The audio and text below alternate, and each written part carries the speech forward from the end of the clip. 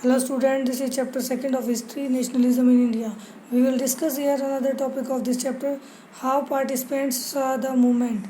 इस वीडियो में हम डिस्कस करेंगे कि किस तरीके से सिविल डिसोबीडियंस मूवमेंट को अलग अलग ग्रुप्स ने अपने अपने नज़रिए से देखा.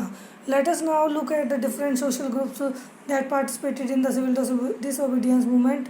Y did they join the movement, उन्होंने क्यों ये आंदोलन ज्वाइन किया या उसमें पार्टिसिपेट किया.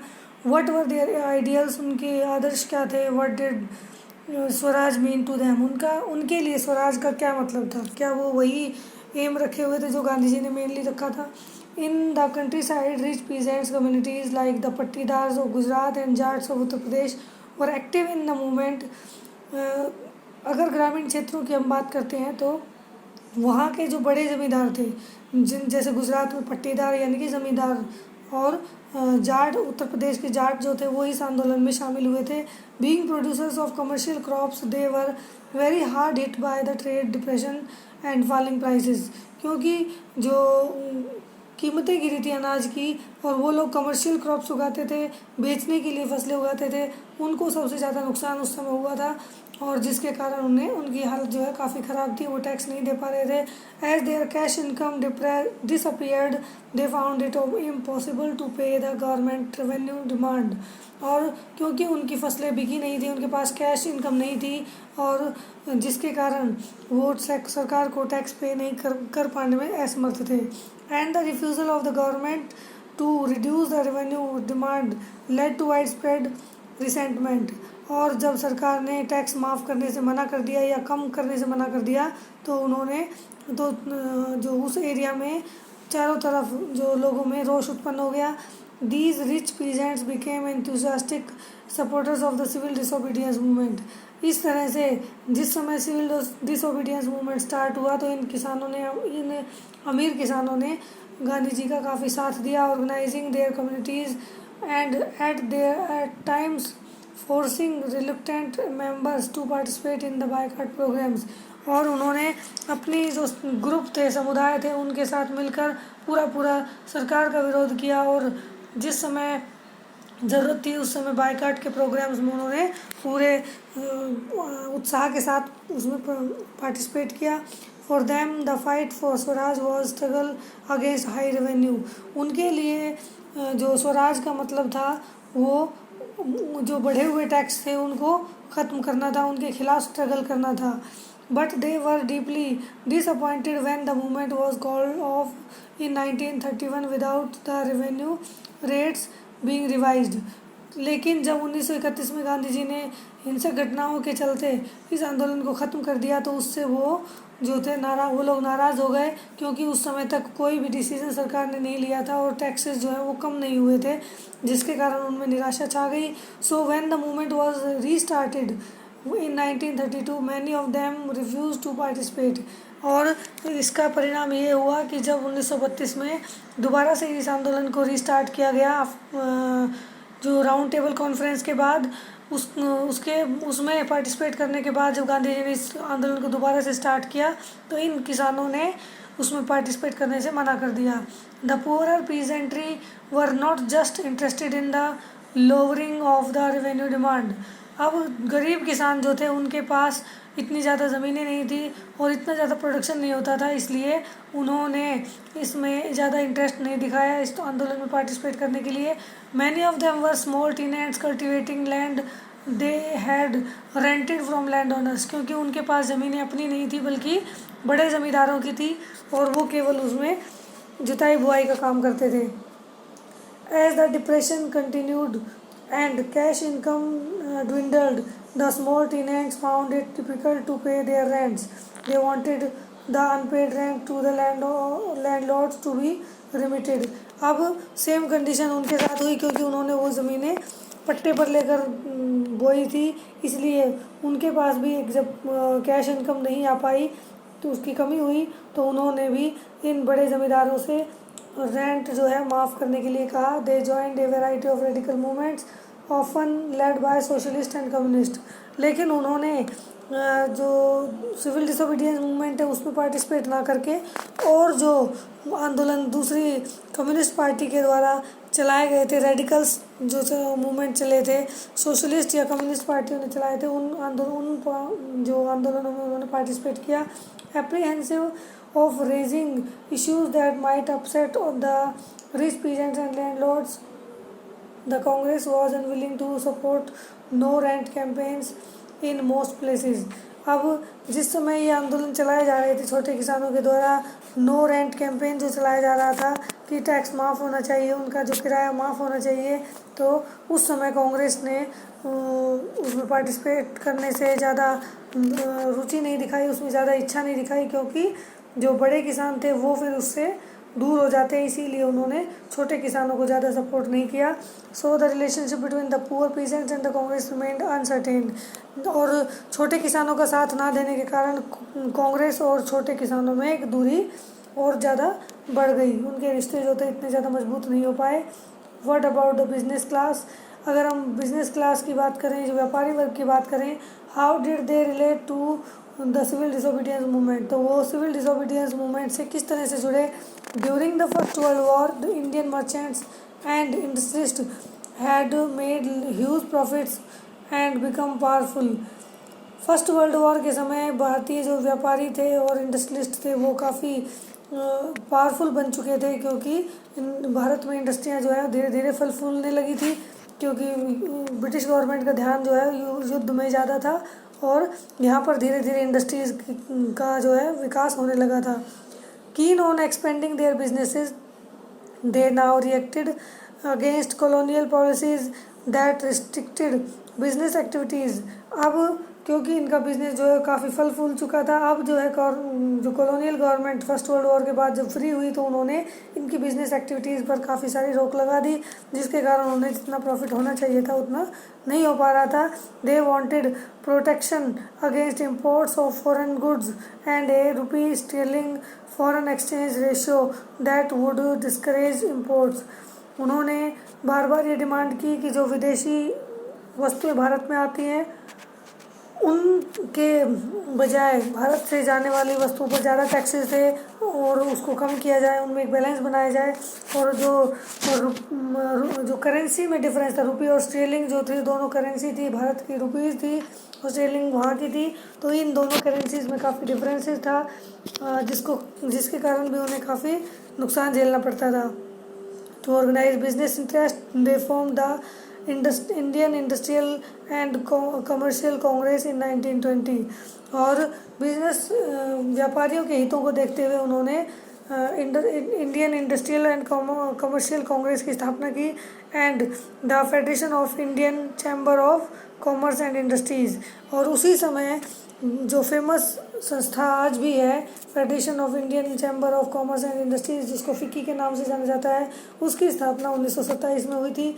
led by prominent industrialists like Purushottam Das, Thakur Das and G.D. Birla, the industrialists attacked colonial control over the Indian economy and supported the civil disobedience movement when it was first launched।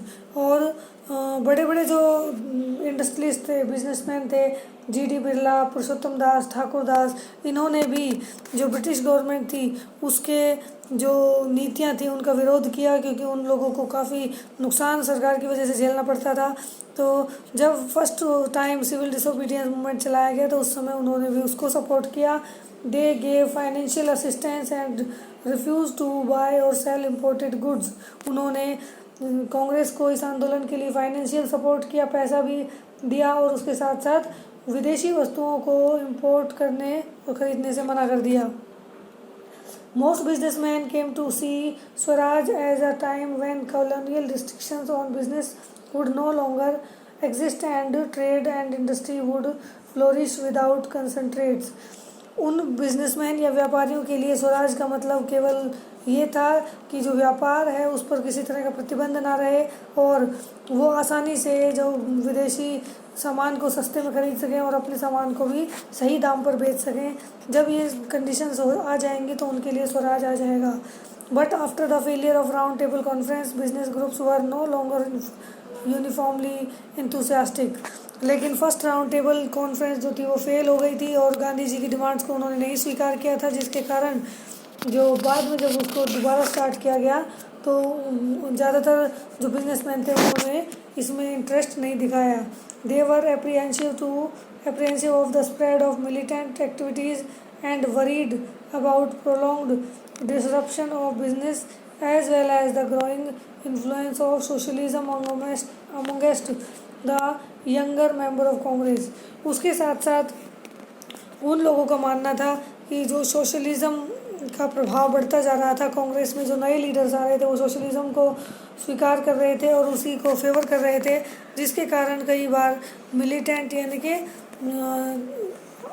आतंकी गतिविधियां बढ़ने लगी थी और उनसे उनके business को नुकसान पहुंच सकता था। इसलिए भी उन्होंने अपने आप को कांग्रेस की एक्टिविटीज़ से अलग कर लिया। The industrial working class did not participate in civil disobedience movement in large number except in the Nagpur reason.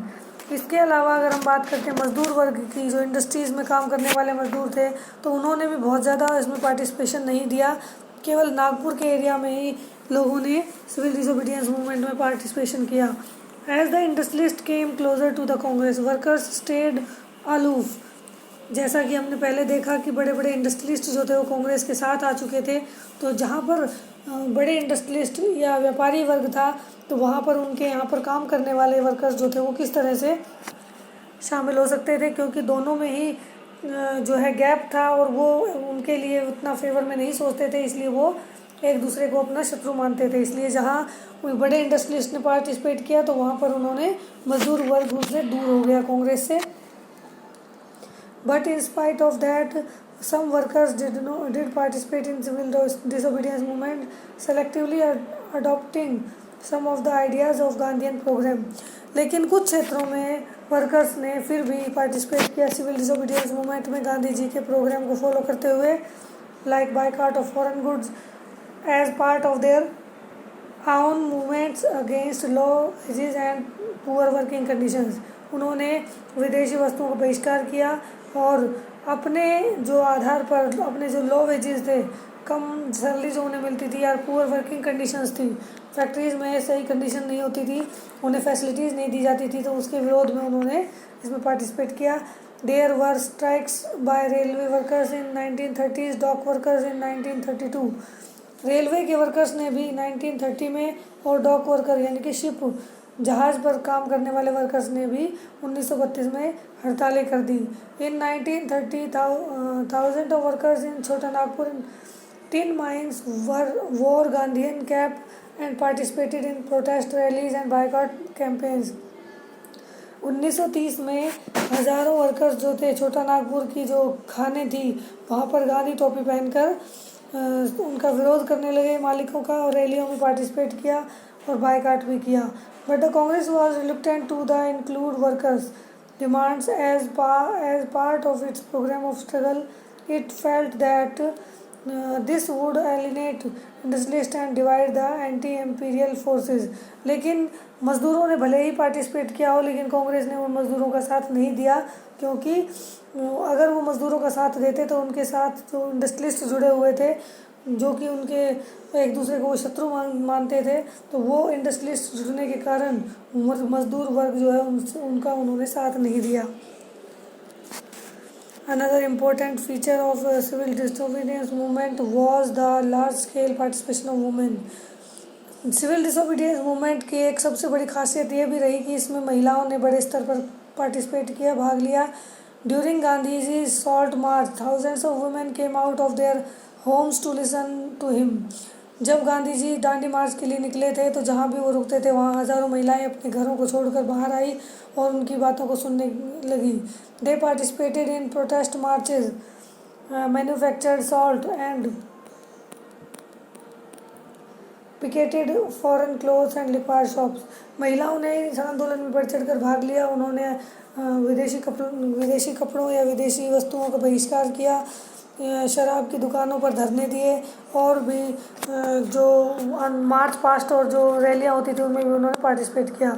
Many went to jail, और उनमें से कुछ महिलाएं जेल में भी गई। In urban areas these womens were from high caste families. In rural areas they came from rich peasant households. ये महिलाएँ उच्च वर्ग से संबंधित थी। शहरों में ये बड़े बड़े उच्च परिवारों से संबंधित महिलाएं थी, एजुकेटेड थी। और ग्रामीण क्षेत्रों में जो अमीर परिवार थे, किसान, बड़े ज़मींदार थे, उनके घरों से संबंधित महिलाओं ने इस आंदोलनों में पार्टिसिपेट किया। Moved by Gandhiji's call, they began to see services to the nation as a sacred duty of women. जब गांधी जी ने देशभक्ति का नारा लगाया तो उन्होंने भी अपने आप को देश का नागरिक समझते हुए अपनी ड्यूटी समझा और देश के लिए संघर्ष करने के लिए तैयार हो गई। Yet this increased public role did not necessarily mean any radical change in the way the position of women was visualized. लेकिन इस पार्टिसिपेशन से कुछ ज़्यादा बड़ा बदलाव महिलाओं की स्थिति में नहीं आया। उस समय Gandhi ji was convinced that it was the duty of women to look after home and hearth, be good mothers and good wives. क्योंकि गांधी जी खुद भी ये मानते थे कि महिलाओं का काम जो है वो अपने परिवार की देखभाल करना और अपने चूल्हे चौके को संभालना और एक अच्छी माँ बनकर अच्छे बच्चों को अच्छे संस्कार देना और एक अच्छी पत्नी बनकर अपने जो पति है उसको सपोर्ट करना ही उसकी जिम्मेदारी है। And for a long time the Congress was reluctant to allow women to hold any position of authority within the organisation.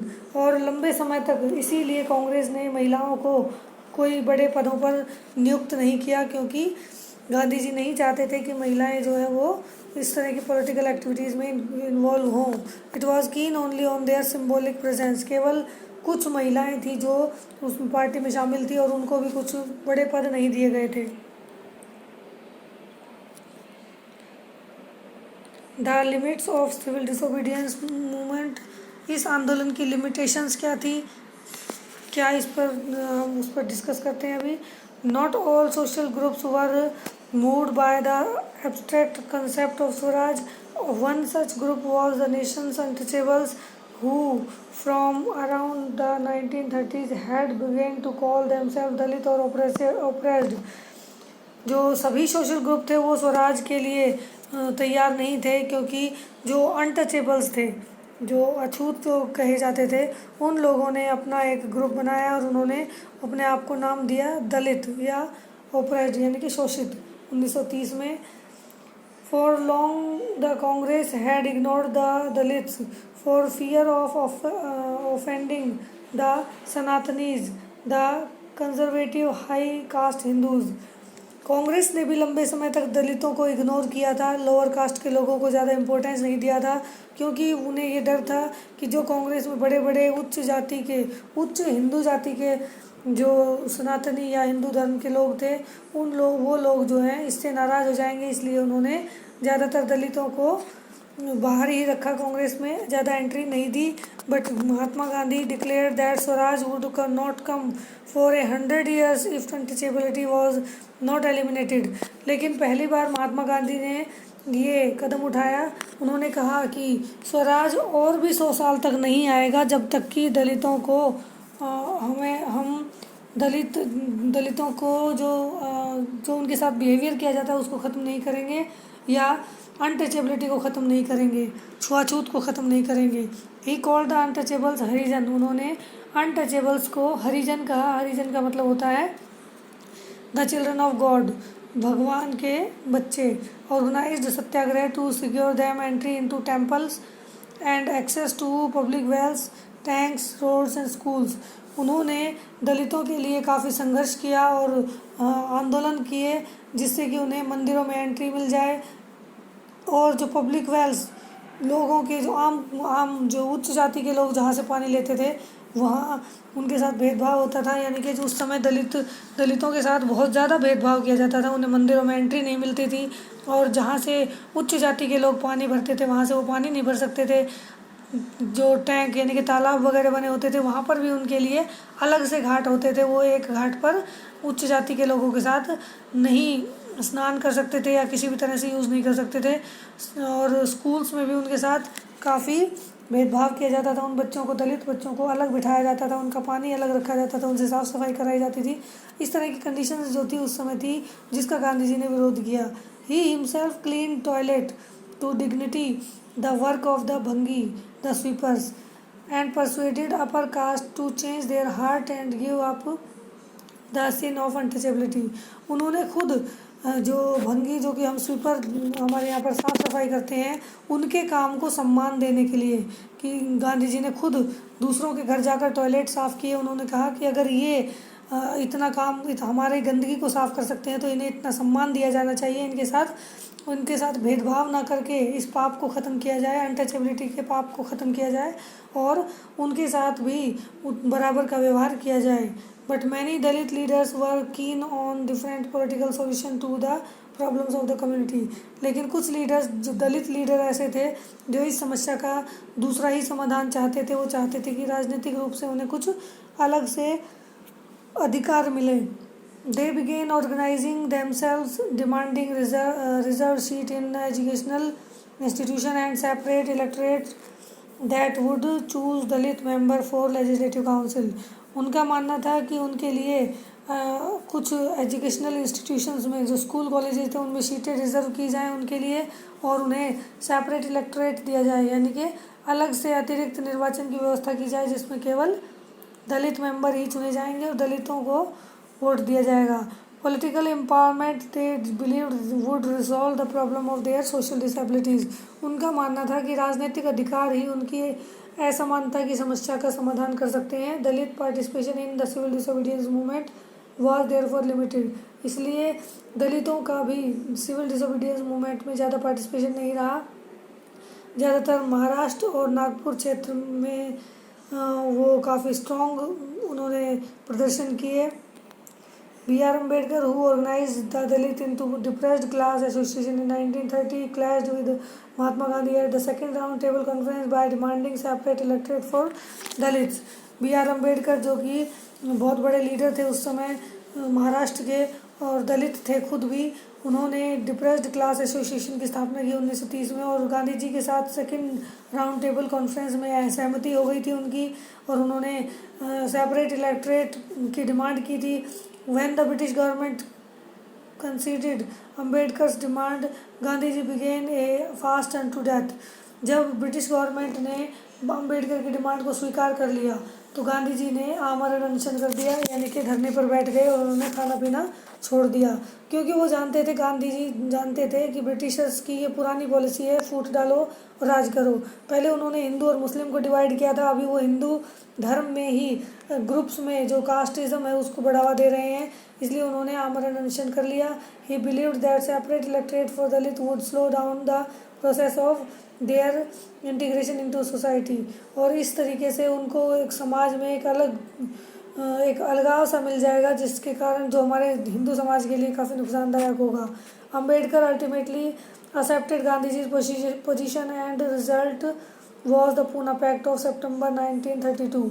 Ambedkar उस समय उन्होंने अपनी डिमांड को वापस ले लिया और गांधी जी की पोजीशन, क्योंकि गांधी जी उस समय काफ़ी ग्रेट लीडर बन चुके थे और एक बड़े लीडर का सम्मान रखते हुए उन्होंने अपनी डिमांड को वापस लिया और उसका परिणाम हुआ पूना पैक्ट, जिसमें उन्होंने अपनी डिमांड को वापस लिया था और 1932 में ये हुआ था। It gave the depressed class reserved seats in provincial and central legislative council. इस के बाद पूना पैक्ट के बाद डिप्रेस्ड क्लास, जिसको हम शेड्यूल्ड कास्ट कहते हैं, उनको रिजर्व किया गया, उनके लिए सीट्स रिजर्व की गई सेंट्रल और लेजिस्लेटिव काउंसिल में। But they were to be voted in by the general electorate. लेकिन उन्हें वोट डालने के लिए अलग से परमिशन नहीं मिली, उन्हें मिलकर सबके साथ ही वोट डालनी थी। दलित movement however continued to be apprehensive for the Congress led national movement। जो दलित मूवमेंट था वो भी धीरे धीरे चलता रहा और कांग्रेस जो है वो धीरे धीरे इस राष्ट्रीय आंदोलन में उन्हें जोड़ने के लिए सक्सेसफुल हो पाई। Some of the Muslim political organization in India were also lukewarm in their response to the civil disobedience movement. After the decline of non-cooperation Khilafat movement, a large section of Muslims felt alienated from the Congress. From the mid-1920s, the Congress came to be more visibly associated with openly Hindu religious nationalist groups like the Hindu Mahasabha। Muslim political पार्टियां जो थी वो भी धीरे धीरे कांग्रेस के साथ नहीं आ पाई थी सिविल डिसोबीडियंस मूवमेंट में, क्योंकि जब फर्स्ट टाइम 1920 में कांग्रेस के साथ मिलकर उन्होंने जो नॉन कॉपरेशन खिलाफत मूवमेंट चलाया था उसका कोई परिणाम निकले बिना ही उसको बीच में रोक दिया गया, जिससे भी काफ़ी हद तक मुस्लिम जो है अपने आप को अलग थलग महसूस कर रहे थे कांग्रेस से। उसके अलावा कांग्रेस में हिंदुओं का वर्चस्व ज़्यादा था और 2829 के आसपास हिंदू महासभा से ज़्यादा उसके कांटेक्ट थे, जिसके कारण ज़्यादातर बड़े लीडर्स जो थे वो हिंदू धर्म से संबंधित थे और हिंदू धर्म में भी उच्च जाति से संबंधित थे, जिसके कारण उनकी मुस्लिमों से बनती नहीं थी। As relations between Hindu and Muslims worsened, each community organised religious procession with militant forever provoking Hindu-Muslim communal clashes and riots in the various cities।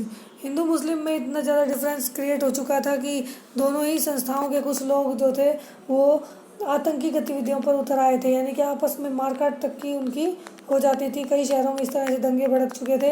Every riot depend the distance between the two communities, और जहाँ जहाँ भी कोई दंगा हुआ उसके कारण उनके बीच में आपस में गैप बढ़ता चला गया और एक दूसरे से दूर चली गई। Congress and the Muslim League made efforts to renegotiate an alliance, and in 1927 it appeared that such a unity could be forged।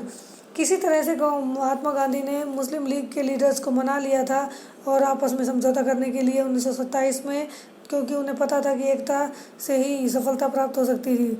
The important difference were over the question of representation in the future assemblies that were to be elected। उनका main जो आपस में टकराव का कारण था वो future में असेंबली में हेड कौन बनेगा, यानी कि अगर कांग्रेस के लीडर्स हेड बनते हैं तो वो उनको ज़्यादा महत्व नहीं देंगे मुस्लिम्स को।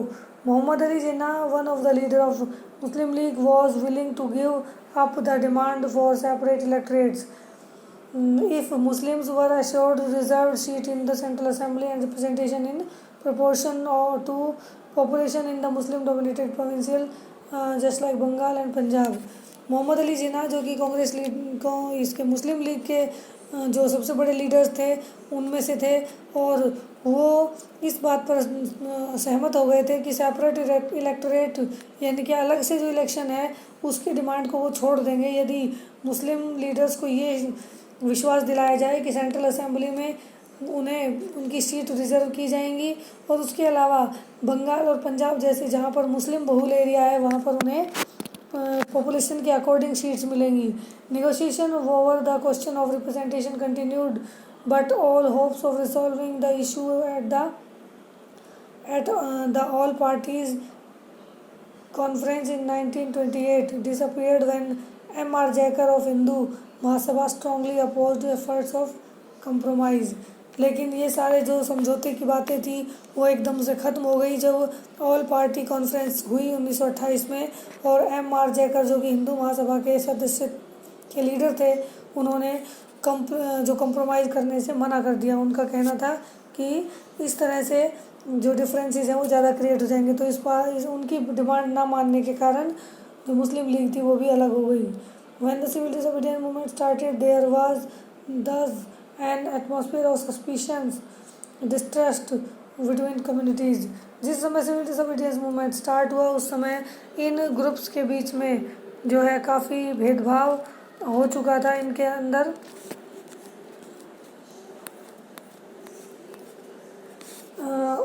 इस आंदोलन की शुरुआत के समय जो था कांग्रेस और मुस्लिम लीग में काफ़ी दूरियां आ चुकी थी। Alienated from the Congress, large section of Muslims could not respond to call for a united struggle। एक जो इकट्ठा स्ट्रगल था, संघर्ष था, उसके लिए वो दोनों सहमत नहीं हो पाए।